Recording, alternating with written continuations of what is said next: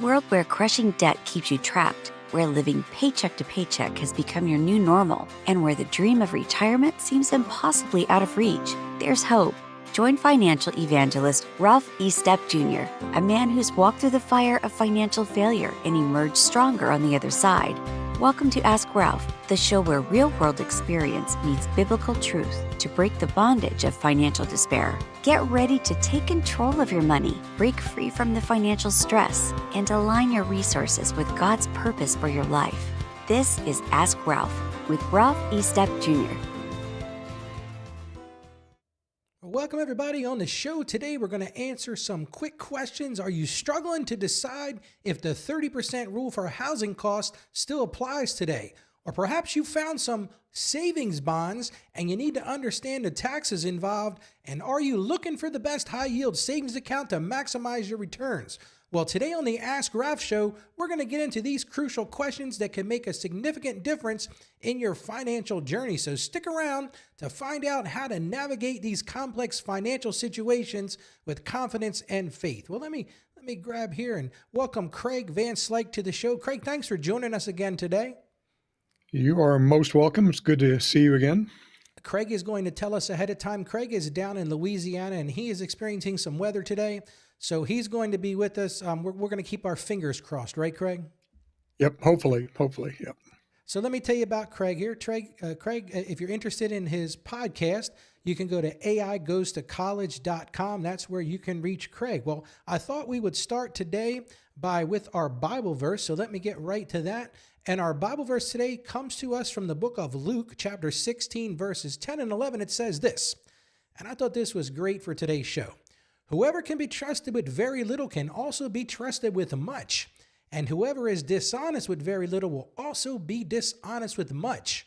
So if you have not been trustworthy in handling worldly wealth, who will you trust your true riches? Well, I thought that was a great one to get started today because this show is all about being faithful and being diligent with our financial decisions. And as I always like to start the show, I just want to thank everyone for joining us. I am truly grateful for the wisdom and the experience the Lord has given me through my years of accounting. And it's my honor to share that with you today to help you navigate your financial journey with faith and confidence. So Craig, that's what we're fixing to talk about today, as they say. Yes, those are good topics. A couple of those I've struggled with myself, so I'm glad to see these. You know, if you're a human like me, you're going to struggle with those things. And I just want to tell everybody, the studio that you're seeing me in, it's a work in progress. So if it sounds a little strange, I got everything off the walls because I'm going to be doing some painting tomorrow. And I'm still trying to figure out these lighting. Like I got this weird shadow on the one side, but it's a work in progress. So, but I want to thank everybody for the support. We coordinated our outfits though. And so look that's at that. Like that wasn't even planned. Like Craig and I didn't talk about this ahead of time, but we are definitely blue on this Tuesday. Well, Craig, let's get right to our first question, if you think. Would that be good? So this one comes to us from Sheila, and this is a short question, but it's blunt, right? And that is the 30% rule for housing costs still a wise guideline today? Now, you might be wondering, what are you talking about? Well, Sheila, first thing I want to say is thank you for your question. And because I totally understand how challenging it can be to determine how much of your income, and that's what we're really talking about here, how much of your income on a monthly basis should go towards housing, especially when we're in these, I'll say them difficult economic times. And listen, I've been doing this I'm not a spring chicken. I've been doing this for 30 years and I've seen this rule change over time. I remember when I bought my first townhouse, I think I was about 22 years old.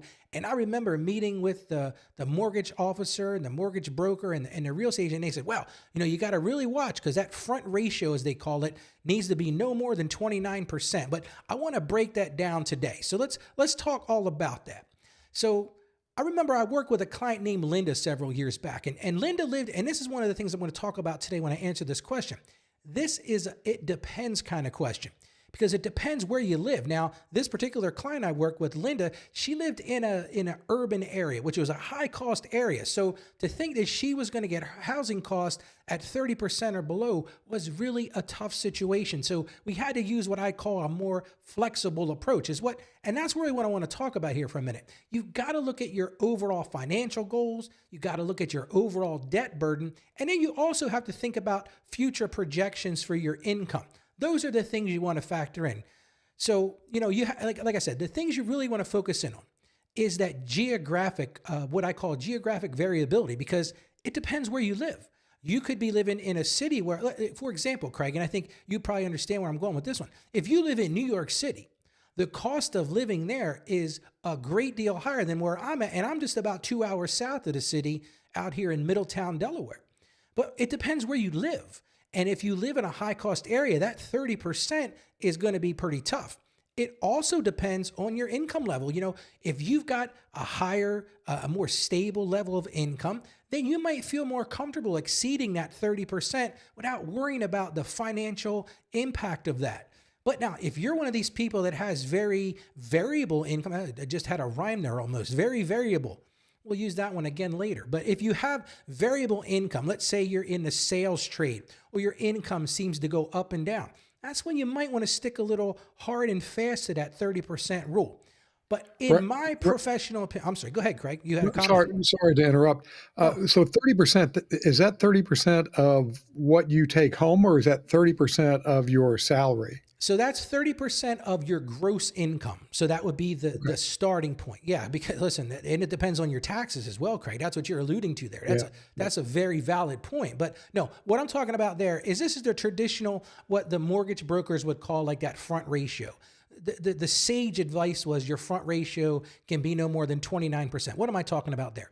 So when you were applying for a mortgage, the mortgage company would look at your income and they would say, okay, Craig, your income is, let's say $10,000 a month, which is a big number, but let's just say $10,000 a month, because I want to do easy math because I don't have enough fingers and toes to count today. But so if they said 30% front ratio, then your mortgage payment can be no more than $3,000 a month.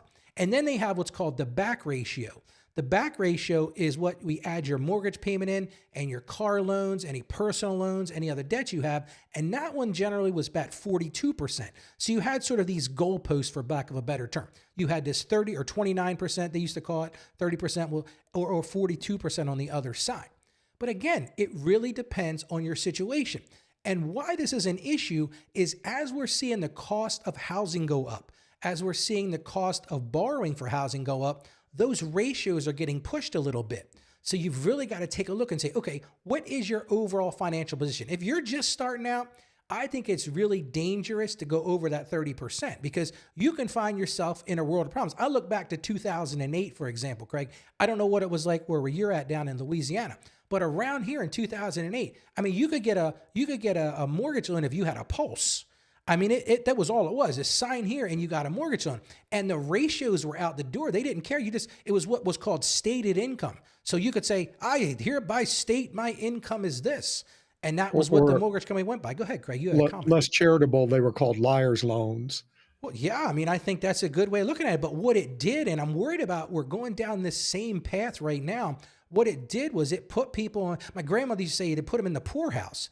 But it really did, because I looked around and there were people in what I call these McMansions who had houses they couldn't really afford. They couldn't afford to heat and cool them. I remember at the time, there was a lady that we partnered up with. She had this thing called the welcome wagon. And what she would do is when somebody new moved into town, she would go and meet with them. She'd share all the people she knows, the professionals in the community, the contractors, the accountants, the lawyers. And what she said to me, her and I were meeting one day, and she says, Ralph, I go into these massive houses. And she said, you have to wear a coat because there's no heat in the house. They have very sparse furniture. And that's what this all comes down to, is how do you decide what to do?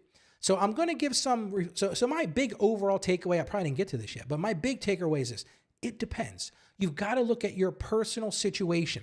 So Sheila, to really answer your question, it depends. Are you stable in your income? What does your overall financial position look like? And what are the economic realities of where you live? Like I said, if you live in New York City, I think you're going to have a hard time staying under that 30% housing number. And the other thing you got to look at as well is, what do you have in your savings account? What does your emergency fund look like? That's all an important part of this discussion. So I'm sorry, Craig, you had something to say. I was going to say that's a huge piece of it. If you buy, like my first house was a brand new house. It had a warranty on it. Everything was brand new. There were no substantial repair bills for a very long time. The house we're in now was not that old, 25 years old or so, but you wouldn't believe how much money we put into it. And so that's a big difference. If you're right at that 30% and you've got other bills and maybe some kids and other responsibilities, and you buy an older house, that could be going down a bad path, I think. Oh yeah, and you just alluded to something a lot of people don't think about, and that is, I remember going into my first house. Man, I was borrowing from this one and that one to try to just get to the mortgage plate, to get the settlement done.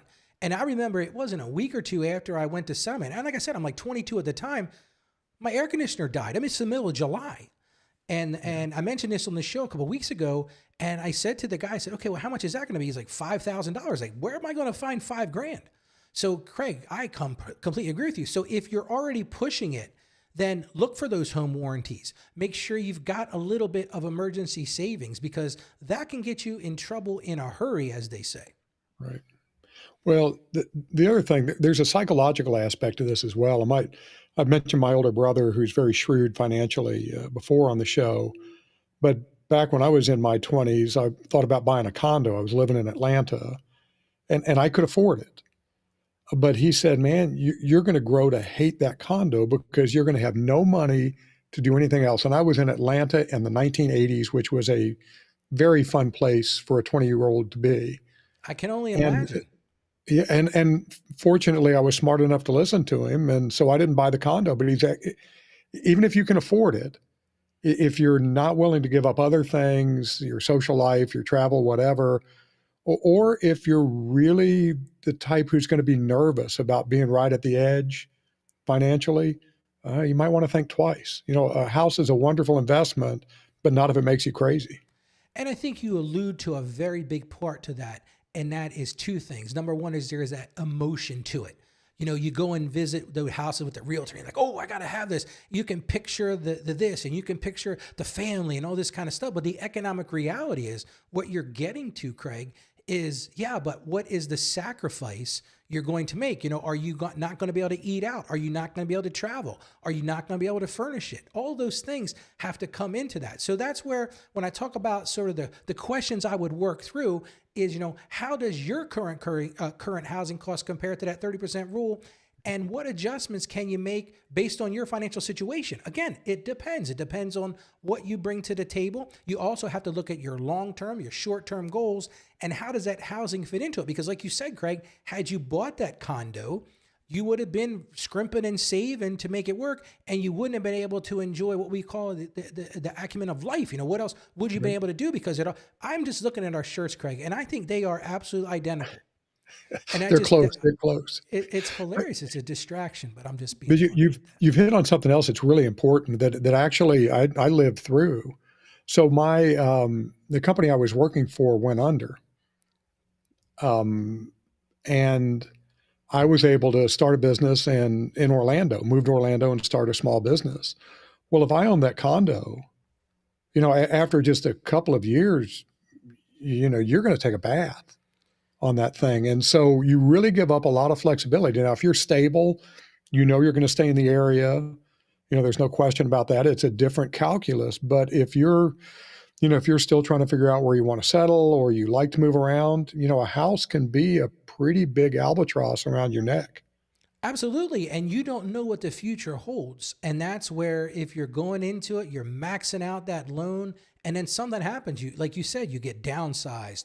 Or maybe, I've had situations where clients have lost a mother or father, and they needed to move closer to their remaining parent because they needed to help them out. And all of a sudden they're locked into this house. Or maybe I talked about this on the show. It's been a couple of months ago. I had a client that had bought this beautiful place in Tennessee. He was all excited. He rolled a bunch of money into it, built a big theater room, put in a koi pond. I mean, this place was fantastic. He dropped like $100,000 into this house. And all of a sudden he got an opportunity to move across the country for a great new job, and he lost just about every dollar he put into what I called the over improvement. So you got to be really careful of that, Craig. And like you said, I mean, it's that I just feel like that you got to really pay attention to. It's not just the short-term goal, it's that intermediate and long-term. And it's so easy to make that rash, quick decision, but then you rue the day when something else happens down the road. Absolutely. Well, let's get to our second question. Our second question comes to us from Gary, and I thought this was a great one. Like, this is what we call found money.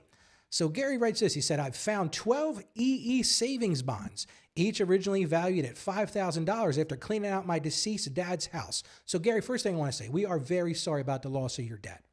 Now, but moving on, what he said is they mature in 2036. So they're not quite matured yet. And their current estimated total value is around $45,000. So he found some found money here. I think it's fantastic. He says, I've got paperwork confirming that I am the beneficiary and the last living family member. He plans to transfer these bonds electronically and cash them out in 2025. Here's his question. How do I calculate taxes on the interest earned? Specifically, can I consider the bond values at the date of my father's death as my tax basis and then pay tax only on the increase in value from that point? Well, let me just say, again, we are very sorry about your loss, Gary, but this is a great question. And Craig, it's one of those questions I don't get very often in my practice. So when I saw that, like, this is fantastic. But like I said, losing a loved one is difficult. And then you've got to navigate these financial complexities, and they can be overwhelming. So we want to start off by looking at exactly what we're talking about here. And this is where it gets a little daunting in the taxation process. But here's basically how it works. So one of the things that Gary mentions here is that he's thinking about that stepped up basis. Now, if for those of you that don't know, stepped up basis basically means this. When someone passes away, you get what's called a stepped up basis, which basically means this. Let's use a simple example. Let's say you inherit a house from your mom and dad, okay? Your mom and dad pass away and you inherit this house. Well, they may have paid $50,000 for this house 40 years ago. Well, the way that it works is on the date that they pass away. I'm just making an assumption that they both passed away or whatever the last one was. Whatever the fair market value of that asset was on the date of the last parent's passing, that's what's called stepped up basis. So now all of a sudden that house that they paid $50,000 for, hey, it could be worth $500,000 at this point. So now your basis, and why this is important, I'll mention that in a second, is your basis is now $500,000. So if you turn around and sell this house, you have very little capital gain, because now all of a sudden, because if it's worth $500,000, you sell it the next day, guess what? You're probably not going to earn much. But here's the problem with that. Had you not gotten that stepped up basis, your capital gain wouldn't have been zero. It would have been, let me do the math here, 500,000 minus 50, $450,000. So that's why this huge. But here's the problem, Gary. It does not work that way with these bonds. So this is the issue with this, Gary, and this is why it gets a little complicated. So you can't just use the bond's value at the date of your father's passing to get that new tax basis. Because here's the problem with these bonds. And this is where you got to decide how you want to handle this. But there are really two ways that can do this. And I'm going to talk about a client that I worked with, Craig, a couple of years ago named Mark, and he had a very similar situation. He had inherited these bonds from his grandmother. And again, he reached out to me, said, Ralph, and like I said, I've only handled a couple of these in 30 years of doing this kind of stuff. And he said, Ralph, how do I handle this? Well, we worked through it and we realized that the interest earned on the bonds was actually taxable from the date that his grandmother had bought them, because she never claimed that income. So Gary and everyone else, listen, here are your two options. These are really, and there's really just two. And this is the simplest option. I'll call this option A. If your father didn't report interest annually, which he probably wouldn't have, because his tax person, or if he was doing his taxes, would have said, hey, why are you claiming that interest now? Claim that interest down the road when it comes due. Then what happens is you're going to have to claim that interest in the year that you redeem those bonds. So basically what I'm telling you is for 2025, you're going to have you're going to have interest on those bonds from whatever the interest has accrued from the date that your father bought them, not the date he passed away. Now, Treasury Direct, like you mentioned, you're going to go through the online site through Treasury Direct. They're going to issue you the 1099, but just be prepared, Gary. That 1099 is going to be a whopper, because whatever the interest was earned from the date that your father bought those bonds, that's what you're going to pay on tax. Now, there is a more complex approach to this. Talk a minute and talk about this. And this comes down to a little bit of a nuanced thing. What you could do, and Gary, I don't know the situation completely because you didn't share that with me, but you could choose to report the interest accrued to the date of your father's death on his tax return, because he's going to need to file a final tax return. You didn't mention when he passed away. I don't know whether that was a year ago and you just now found these and the tax years already came up. But one of the things you could do, you could file, now you could also amend the return if you've already filed one. you could go ahead and claim the interest then from, let me just talk everybody through this. So dad buys the bond and the interest accrues till dad's date of death. What you could do is you could say, okay, on dad's final tax return, I'm going to show all that interest that was earned from the date of purchase up through his date of death. You could do that. Now, you might be asking, why would you do that? Well, maybe your father had very little income. If he had very little income, chances are that might be a better tax strategy because maybe you've got more income. Maybe you're working. Maybe you've got other things, investments and all that thing going on. So that's an option that you're going to look at. But that gets a little more complicated because now you're going to have the dad's tax return, or maybe it had already been filed. You got to go and amend a tax return. But again, you've got to look at what is the best for you. So I'm going to say this, and I'm going to be very bold in saying this. This is not a do-it-yourself weekend project. This is something you want to sit down with somebody and decide what's best for you, run the numbers, have somebody look at both tax strategies. I just recorded the show this morning that I'll play next week about everybody assumes if you're married, you should file a joint tax return. Well, catch next Tuesday's show because I'm going to talk about when you might not want to do that. Well, this is the same situation and a little bit different though, but you still have to make a decision, what is in the best interest of this particular situation. To be blunt, the path of least resistance is to just put it on your tax return and, let's say suck it up, buttercup, and pay the tax. But it's worth a $200 or $300 to pay a professional to figure out, if it was one savings bond worth $5,000, it's not worth doing, but you're talking about a lot of money here. And so absolutely. I think it's probably worth consulting with somebody to see which way is better. Yeah, because I'll give you a scenario. Let's say that your father was in poor health right before this. And let's say that maybe he was in nursing care and he had a ton of medical expenses so that he's going to not have very little or maybe no taxable income. Well, if you throw even if it's $40,000, which it's not going to be, but you understand what I'm saying. Even if you throw a lot of interest back on dad's tax return, maybe he pays 10% as income, whereas maybe you're in the 22 or 24 tax rate. So yeah, Craig, you're absolutely right. Spend a couple $100 or for an hour or two of consultation and find somebody that understands this and run both of those scenarios.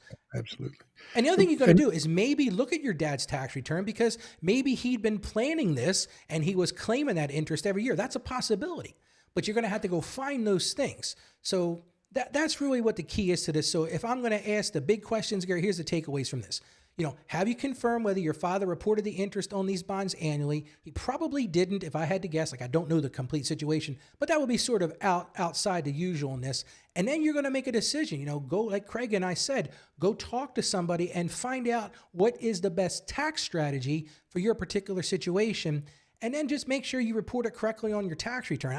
I really don't have a lot more to give here, Gary. Unfortunately, I think you were hoping that you were going to get that stepped up basis. But in this case, you just don't get that benefit. And really what it comes down to, and I'll get to you in just one second, Craig. I see you got a question or a comment. But what it really comes down to is that the IRS never taxed the interest on this at all. So they want to get their pound of flesh. Go ahead, Craig. Well, so I have two questions, and then we have a question from Jeff in chat. Oh, excellent. As well. So does this apply to all bonds, or is this specific to U.S. federal savings bonds? I didn't really get into the details on this one, but this one is just the U.S. savings bonds because of the way the interest is reported. Because oftentimes the bonds you're talking about, you're paying tax on those on an annual basis. They're being reported on what we call a 1099 dividend form or a 1099 comprehensive, they call it now. So that's a very good point, Craig. This is one of those little nuanced things where, and if you think about it, it's kind of the point of these savings bonds. You buy them for their face value at about half of what that face value is. And the idea is that grows interest-free until you have to cash them in and then you pay the tax. Right. But it's worth noting because I know a lot of older people hold a fair amount of bonds. And if it's a private bond, if it's not one of these federal bonds, then the likelihood is that they've been paying taxes on it all along. Oh, absolutely. Which means you get that stepped up basis. Correct. Yeah. And that's where you would have that stepped up basis because what would happen is as they're paying the tax on that interest, that's adding to that basis. So this is, again, I hate to say it this way, and I'm not trying to take money out of people's pockets, but this is where spend some money, go meet with a professional and understand it completely so that you don't make, I'll say, a bonehead decision. I know that's kind of a harsh thing to say, but you don't want to make a mistake. Well, and one other reason is there might be some way to shield some of that income, but can't you shield part of it for educational expenses Yeah, on these there federal very well bonds? could be. Yes, absolutely. That may So, be an option that's as well. worth, as our friend Dave Jackson says, you can pay in time or you can pay in money. And this is Absolutely. one of So those where you'd make yourself crazy trying to figure it out yourself. Go to a professional. And exactly. then I agree with Jeff let, has a question in chat. let me see if I can So make this work, Jeff.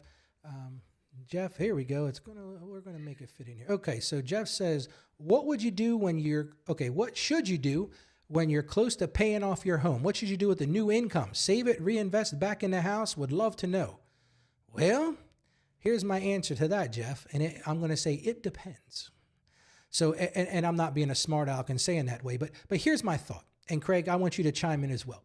So you're close to paying off your home. And what's funny about this, Jeff, I'm going to take a little sidetrack here. I had a client in the other day and they said to me, Ralph, we're just about ready to pay off our home, but I think we're going to go buy another house because we need that mortgage interest write-off. And I said, wait a second. I had to have this discussion. Now, Jeff, I know that's not what you asked, but I'm going to go there in a second. But I said to them, wait a second. I said, you don't need to pay mortgage interest. They said, oh, no. If we don't pay mortgage interest, Ralph, we're not going to have any write-offs. So, Craig, I had to have this discussion with them. And I felt like it was like, I felt like I was pulling teeth. You know what I'm saying? Like, no, here's the deal. Like, I'm going to give you $1. Okay. Here's $1. I want you to give me 30 cents back. Right. I still spent $1. So I'm still out 70 cents, even if you give me 30 cents back. Well, that's the whole point. And that's not what you asked, Jeff, but it kind of goes along with that. So what you're really saying to me is now you have found money. You've got this, what you call new income, because you're not making that mortgage payment anymore. So I think you really have a couple options, Jeff, and I'm going to tell you what I would do in this personal situation. Number one, I would say, what does your emergency fund look like? Have you got a good emergency fund of 6 to 12 months worth of emergency money? That's where I'm parking some of that money right away. I'm also going to look at your debts. Do you have any credit card debt? Do you have any debt that's earning less or costing you more than what you'd be earning by investing this in somewhere? And then you ask a question about, investing it back in your house. Now, Jeff, you and I know each other and we're exactly the same age. So one of the things that you might want to consider is, how do you prepare your house for that time when you're not going up? I don't know what your living situation is, Jeff, but do you start to prepare your house with, and this is going to sound kind of funny, but walk-in tub? Do you start looking at, what does the accessibility of your house look like? That may be a very good reason to reinvest in your house. Plus, the truth of the matter is, you got to make that decision. Like Craig talked about a little while ago, we talked about that 30% deal. Is this going to be your forever home? If this is not going to be your forever home, then I would say don't invest it back into your house, because you're not going to probably get it back if you have to sell the house quickly. Craig, what are your thoughts on Jeff's question? Well, I mean, I totally agree with everything you've said, although I would add one thing, and this is a struggle for my Scottish soul. I was raised to be thrifty in that regard, but it's okay to enjoy money. If you have your emergency fund, set up and all those kinds of things, you don't have a lot of high interest debt. If you want to take a trip to reward yourself for paying off your house, take a trip. The other thing is, around the house, if there's something you really want to do to your house where you're going to enjoy it more, don't focus entirely on whether or not it's going to pay off on the back end. Like we need to do redo our hot tub outside. There's a long story there that I won't bore people with, but it involves a cat and a sledgehammer. But if we want to redo that, we're never going to get that money out of it. But we've got another 7 years in this house. We can go in and enjoy that hot tub in the meantime. Or in Louisiana during the summer, it's just a tub. It's not a hot tub. It's just a tub. You don't need to heat it up. It's hot enough, right? But my point is that if there's something, you want to redo the kitchen, you want to redo the bathroom, it's okay to enjoy that. But do it now. Don't wait until right before you sell the house, because then you're still not going to get your money back and you're not going to get any enjoyment out of that improvement. No, and that's the truth. And it's funny you say that, Craig. And I want to park here for a minute or two. I counsel clients all the time that are so scared to spend money. They're so scared to hear, they're so scared to make those, to enjoy their lives. And here's the thing, it's going to sound like a very dark thing to say, but what are you saving it for? I had a client the other day, her and I were chit-chatting, and she goes, Ralph, she says, my kids are pretty well off. I'm not worried about leaving for them.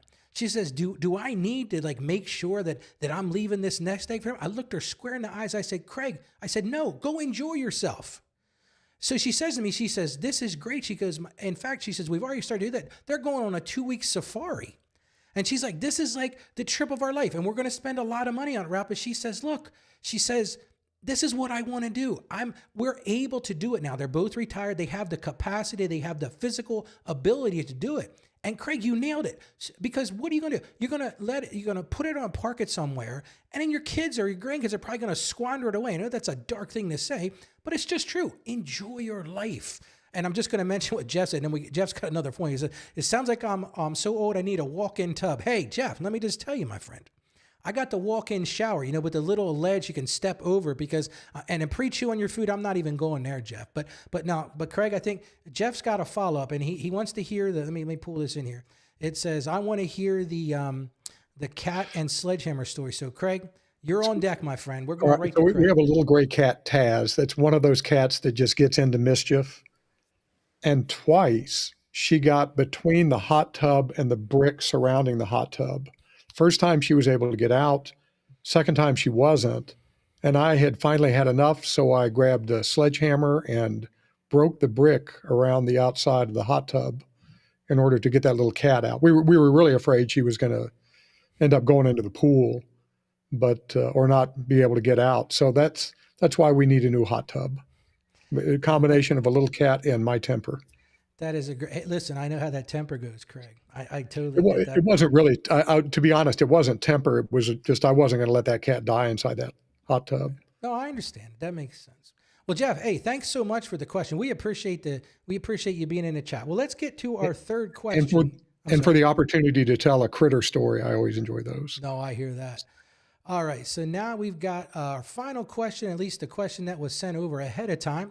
And that comes from Lewis. And Lewis writes this. He says, I'm a big fan of your show. Well, thank you, Lewis. You and 2 other people. No, I'm just being funny. But thank you, Lewis. I do appreciate that comment. And love the insights you provide on personal finance. Well, that's why I do it. So Lewis says, I'm currently looking to open a high-yield savings account and would like to hear your thoughts on what options are the best for maximizing those returns. Are there any specific features or banks you recommend based on current rates and overall reliability? And Craig, I thought that was a really great question.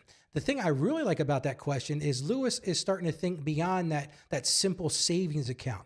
He's moving past that thought of, not saving money. He's thinking, oh, how can I maximize the savings? And I honestly, I right from the jump, Lewis, I'm going to tell you, I think that's a smart move, especially if you're looking to grow your savings safely and steadily. You're not betting it all. Oh, I got a funny story. I got to tell this one, Craig. I got to tell you. So anyway, you're going to laugh at this one. This is one of those like Ralph life things. Now, last Saturday I had to work because I had clients coming in on Saturdays. It would be in tax season.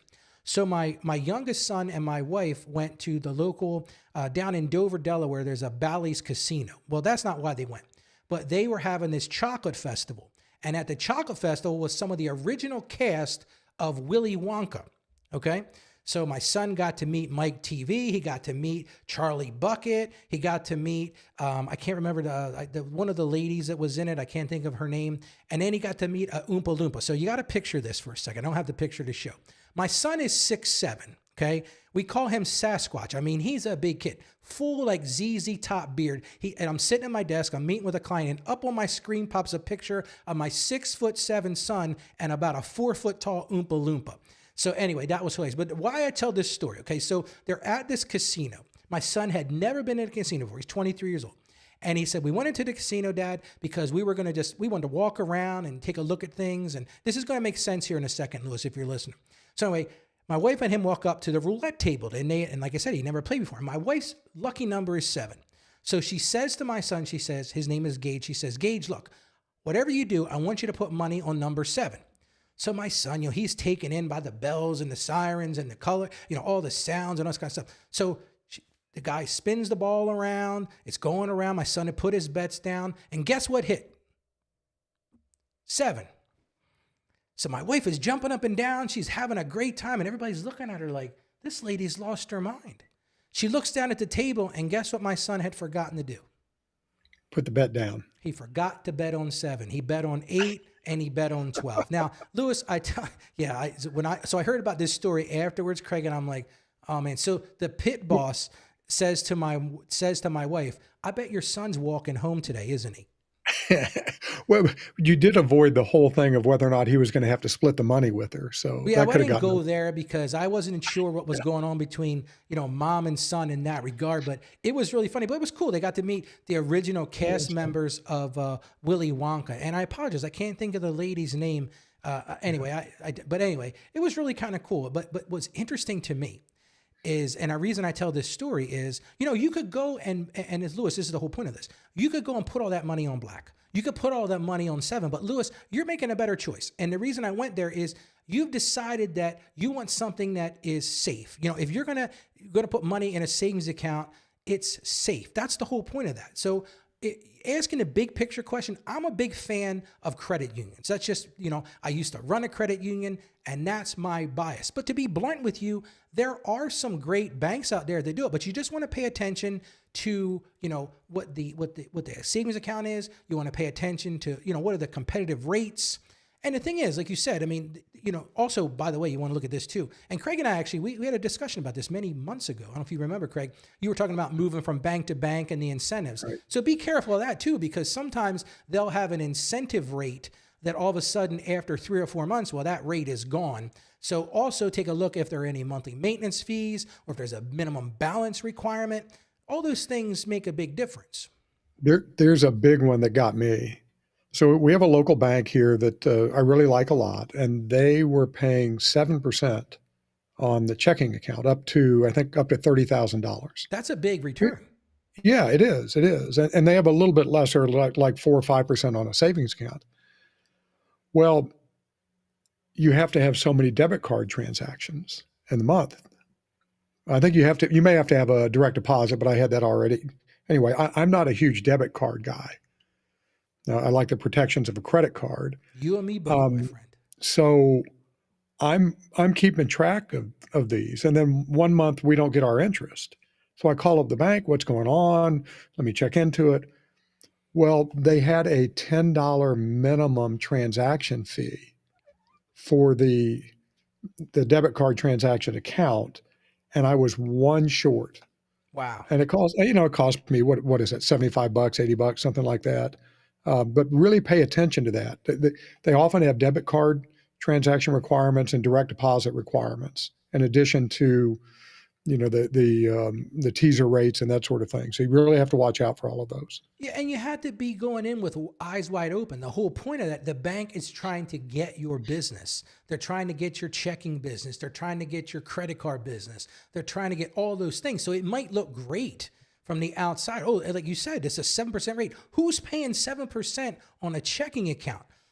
So just pay attention to the details, because there are some great online options. One of the ones I'll throw out there is Ally Bank is one. As I was doing research for the show, is a good one to talk about. One my youngest son, or my oldest son works with is American Express Bank. That's one. Mm-hmm. One of the other ones I found was Marcus, and I don't know too much about this one. This is a Goldman Sachs bank. And there's Capital One has this account called a 360 Performance Savings. And let me just be clear. I have no affiliate relationship with any bank, with any credit card company, with any credit union. I just say, go do your due diligence, pay attention to the details like Craig mentioned, make sure they have FDIC insurance. Now, if it's a credit union, they're not going to have FDIC insurance. Now, here's where I'm going to nerd out a little bit on credit unions. So credit unions are covered by the NCUA, which is the National Credit Union Administration, or credit unions are also state chartered, so they could be covered by state charter. But again, do your due diligence, understand what you're getting into, and make sure that that is really the best fit for you. Because what you might find, Lewis, is maybe you put a portion in a high yield savings account, but maybe you buy some CDs. Maybe you ladder those CDs by doing a 6-month CD, a 12-month. Because right now, we're in a weird spot, I think, in general in our economy. I think we're in a weird spot. There's a weird inflation things going on. I don't know what interest rates are going to do. One of the things I said to the client earlier today is I honestly think, and this is not a doom and gloom show, I think we're in for a big market correction. I really think that's going to happen. And I just think we're going to see a significant downturn. I think there's going to be an upturn. I think all the things that we're seeing now are going to turn around. But I think in the short term, there's going to be a downturn. So one of the reasons that I like the idea of the high yield savings is you're not locking that into anything.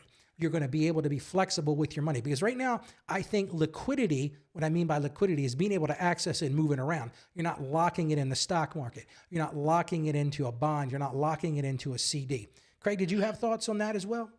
I did. I'm glad you brought up liquidity because I think that makes these sorts of accounts a great place to park your emergency fund. The downside of a CD is if you have to cash it in early, you could take a little bit of a hit. Same thing with stocks. You can sell stocks, but if there's a downturn, you may be losing money. But these high yield savings accounts are a nice place to park that money that you might really need in case of an emergency. And also, you're not limited to just one of these. Absolutely. Once you understand their requirements to get the higher interest rate, you may find it worthwhile to have a couple of them or 3 of them. There's nothing stopping you from doing that. Absolutely, I agree with that. And I think that's a worthy thing to do because you might find this credit union that offers this benefit or this bank that offers this benefit. It could come down to convenience. Maybe you want a bank that's right there in your neighborhood. I mean, the truth is, I honestly deal with a credit union and I can't remember the last time, Craig, that I even stepped foot in the credit union. Yeah. I mean, I just don't go there. I mean, even in my accounting practice, pretty much all of our transactions are done electronically. We don't even really deal with that many checks anymore. We've got some people that still write checks, but most of it's electronic and there's just no reason. So one of the things I'm going to encourage you to do, Lewis, is don't think about it in terms of the banks that are, or the credit unions that are just in your community. Go online. You can go to bankrate.com. You can go to nerdwallet.com. There's a bunch of sites like that, but pay attention, make sure it's a reputable site, but look and see what's out there and don't be afraid to move it around. Like Craig said, spread the wealth. It's okay to do that.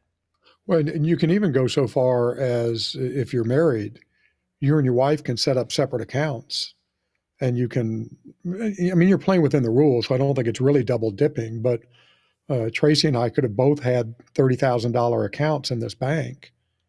And it wasn't worth the hassle for us to try to deal with all those debit card transactions, but it could be for other people. So there are a lot of ways to, I'm hesitant to say play the game, but play the game. But Craig, that's what it is. It's gamifying it. And, and you can make fun, and that's a fun thing to do sometimes. I was watching something on TV that, I know what it was. One of my good friends has a podcast and it's called Walking is Fitness. And he talks about that what he's learned to help people on their fitness journey is gamify it. He says, make it, I'm going to do a 10-minute walk every day. I'm going to have this much time in this. You can do the same thing with your finances. It's okay to gamify it.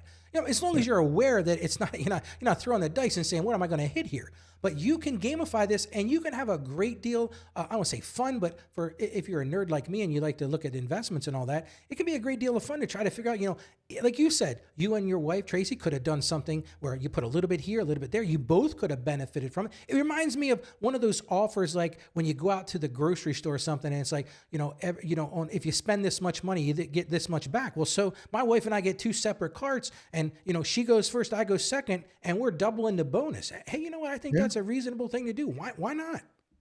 Yeah. They set the rules. You're just playing by them. That's right. As long as you're playing by the rules, that's the key, right? You don't want to get locked up. That's not fun. No. So let me end with this. So here are my key takeaway question I think you need to ask. What are the most important features you're looking for in a high yield savings account? Is it convenience? Is it the ability to get to the money easily? Is it the rate? And then take a look at it and see what current rates are in your banks, your credit unions, and find out which one's best for you. And here's the thing. You can't really make a bad decision because if it's FDIC insured or NCUA insured, hey, if the bank you get on the bank gets on your nerves a month later, transfer it. It's okay. Now, another thing you got to be aware of, my wife ran into this the other day. Be cautious because most banks have a number of transactions per month that you're allowed to take from these high yield savings accounts, or they'll reduce your rate, or they'll move you into a traditional savings account, because you got to understand it from the bank standpoint. When I used to run a credit union, I was on the other side of the desk.